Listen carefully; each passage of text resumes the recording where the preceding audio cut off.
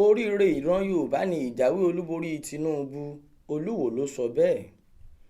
Olúwo tìlú Ìwó Ọba Abdulrasheed Adéwálé Adékànbí ti kí ààrẹ orílẹ̀-èdè Nàìjíríà tuntun Aṣíwájú Bọ́lá Ahmed Tinubu kú oríire ìjáwé olúborí rẹ̀. Ọba Àkànbí ṣàpèjúwe bí Tinubu ṣe jáwé olúborí nínú ìbò náà gẹ́gẹ́ bí ìṣẹ́gun ńlá fún ilẹ̀ Yorùbá. Ó ní ìrètí àwọn èèyàn lọ́dún 1993 ló ṣẹ̀ṣẹ̀ padà wá sí ìmúṣẹ yìí nípasẹ̀ ẹni tó kájú ẹ̀ tí ìran Yorùbá gbé kalẹ̀.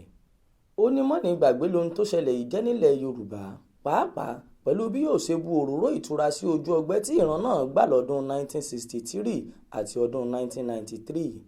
Olúwo sọ síwájú pé inú òun dùn púpọ̀ fún ọ̀rọ̀ ìdúpẹ́ tí ààrẹ tuntun náà sọ pẹ̀lú bó ṣe ṣèlérí láti sin àwọn ọmọ orílẹ̀-èdè yìí.